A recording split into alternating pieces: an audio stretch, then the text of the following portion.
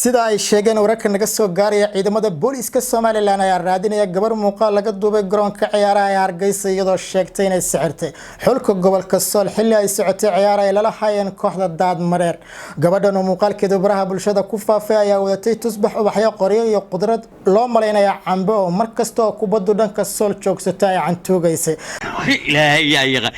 انت تاسي شوفتو والله انا الشغل بس يلا ستين قلب ولا قبل انا والله انا قلت وحيت لا وقف الشبي la yaab male كدالي حقك بدو بقي سدا وترى السلام عليكم ورحمة الله تعالى وبركاته. قارت قناة قاهية مدرو ملك ساعة جبتان سيكستو مقالكي مقالكي دين سو غارية بحلقة ديقا داوانا سانا واتشان لك شاعر شاكي وانا ولك شاعر شاكي كسور هذا برامج كاد لاينتا بالشدة عاوية كوكو هايو أرين آدو العلس طبعا أرين تاوح كلام معنا حواي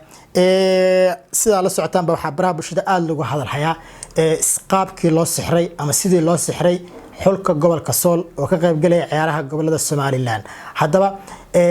muuqaal waxa jirtay muuqaalkan ku horeeyo aan soo galiyay YouTube-kayga commentiyada inta badan waxay ka hadlayeen sixirka laga furo sixirka san la yar intaas kadib waxaan baaritaan ugu dhaqaaqay bal sixirkan iyo waxa la sheegay waxay yihiin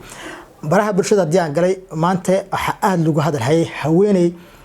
muuqaal laga soo duubay intii ciyaartii ay socotay u dhaxaysay gobolka Sool iyo sidoo kale gobolka Daadmareer oo ay guusha ku raacday 4 iyo waxba inkastoo xitaa goolkii shanaad hobseed uu noqday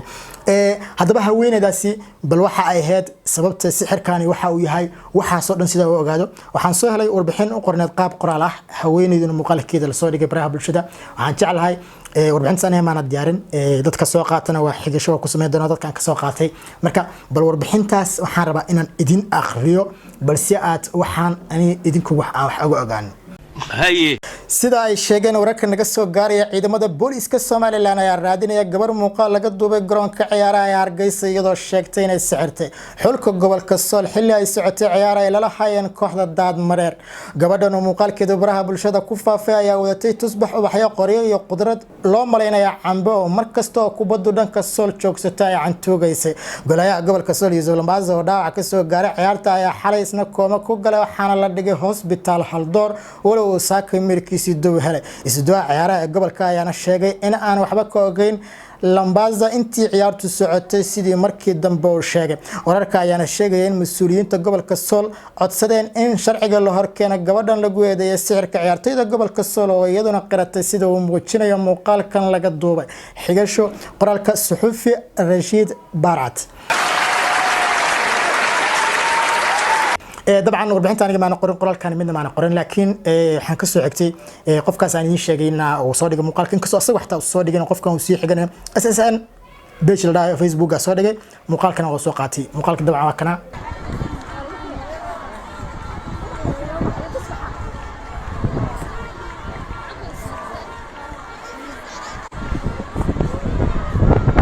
انت تاسي شوفتو والله انا الشغل بس يلا ستين قلب ولا قبل والله انا قلت وحيت لا وقف الشبي كدالي حقك بدو بقي سدا وترى ومامو ama waa haweeney dabcan siyaartaadu u qaado intii ciyaarta ay socotay goolahayaha Lambaza goolka shabaqa gawardiyaha ka ahaa gadaashii taagneed haba ubax bay ruuxaysay marba waxay sameeyay waxbay qaninaysaa aad moodi jalaato marka muuqaalkaas aniga waa raashin muuqaalkii kale oo la sheegay in haweeneydaas ay ku qoranayso ay leedahay sida aan qoraalka arkayno kale ay leedahay aniga sixray ay ku leedahay waa waay dabcan waa baadi gooy waan jeclaa inaan seelo laakiin warbixino dambe oo insha Allah aan rajaynaa inaan ka sameeyo oo Facebook page-kayga aan soo dhigi doona dabcan ayaan ku soo baadi goobi doona markii aan soo helana waa soo gudbi doona haddii aan soo waayana ma soo gudbi doona haddaba dadku waxay isweydiinayaan waa maxay sababta waxaan ka dambaysa waxaan sidee xaqiiqo ku noqon karaan okay arintaas maraan la faguray ba aan laftirkay waxa isweydiiyay golaha Lambaza kulamadii uu soo ciyaaray oo dhan wax gool lagama dhalin shabaqiisa lama taaban marka xitaa asiga laftirkiisa shaki baa la galiyay waxa arkay togdheer markii ay ka badiyeen hal iyo ka badiyeen dhalinyarada togdheer ama adiga dadka inta badan sportiska xiiseeya oo wax laga weydiiyo leeyay gool daradii idin soo gaartay soo aragteen dad baa ku mashquulay timihiisa oo dhahay timihiisa wax kale anigu ka aaminsanay timiha iska furo adoo waxyaabo saasa macnaha qof baraayiis uu dhibi kara laakiin wax lahba ma hayn laakiin sida la sheegay haweeneydan sawiradeeda maanta baraha bulshada aad baa lagu faafiyay dabcan sawir waxaan arkay xitaa ay ku qoran tahay cidii sameysay ma garan karo askari booliisa ama sargaal wuxuu yahay xitaa ma cadeyn karo inkastoo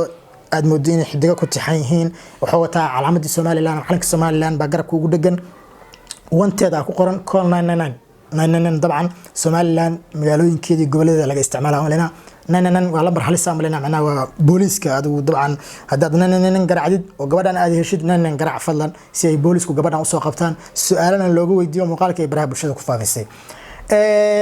haddaba waxyaabo badan marka aad warbixinta fiiriso aan ahaan waxyaabo badan baa meesha inkastoo warbixinta aan qorin xaqiiqadeedana aan hubin laakiin markii muuqaalkan la soo qaata adeegto iyo sida dadku ay saameynta u dhalinayaan adi laftirkaagu waxyaabo badan baa dabcan is weydiinaysaa wallaahi waa runtiis wariyaahe horta lama dhihin gabadhan waxaa soo adeegsaday xulka gobolka daadmareer baa soo adeegsaday waxaas lama dhihin laakiin haweeneydan sida la xaqiijiyay ama sida muuqaalkan markii la soo qaadanay muuqaal Korea la sheegay oo iyadoo ay soo duubtay oo ay tiri aniga gobolka soo ciyaartooyda sixray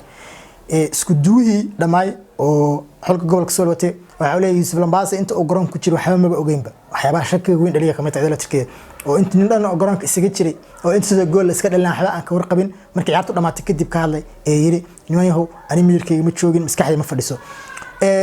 sidoo kale waxyaabaha iga yaabi waxa kamid ah hadii aan barnaamijkan si la faguro intaan aniga hawshan aan ku mashquulsanaa warbixinta soo gudbiyo Yusuf Lambaase markii 3 gool 4 gool markii laga dhalinayay مس 3 جول اهد طبعا عيارته waa daawanay laakiin ma xasan karo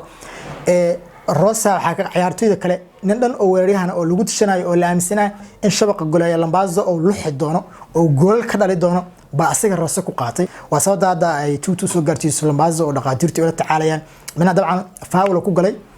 kabtiisa madaxa ga dhacday ama madaxa laga istaagay dabcan sidaas Rosa lagu siiyay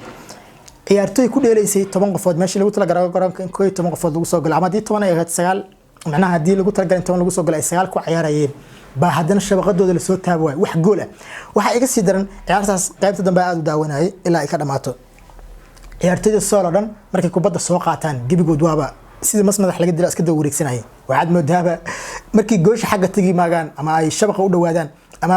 meesha ku kufayeen ama kubadda meel kale u bixisaba macnaha waxyaabaha markii aan warbixinta aqrista isweydiiyay laftigeeda kamid ahayd oo u baahan in baaritaanka lagu sameeyo waana aaminsanahay arintan hadii ay baraha bulshada san u sii haysato in booliska Soomaaliya ay farageli doonaan maamadaasna gacanta lagu soo dhigi doono waliba laftirkaaga inaan qayb ka qaato waa jeclaha si xaaladani u cadaato maamadaas laftirkeeda inaysan iyada laftirkeeda waxa laga yaabaa aysan barnaamijkan la iskaga eedeeyay faraha kula jirin inay qaratay muuqaalkeeda hadda ma hayno ma xaqiijin karno laakiin dadka dhan waxay aaminsan yihiin ama dadka arintan baaray oo warbixinada ka qoray inay maamadan falkan ku lug lahayd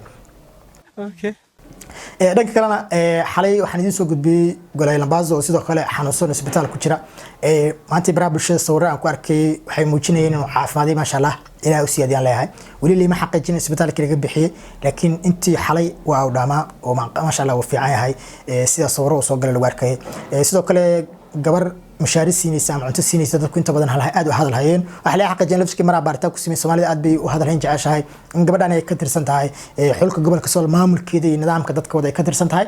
isla markaana horaantii intii ay faraxsanaayeenba ay garab joogtay hadeerna ay jecleysatay sidii ay u garab joogtay markii uu faraxsanaa isagoo jirana in uu garab istaagto aad ugu masantahay mar la daashado muuqaalka shaash sheekadila sida muuqaal dibxsale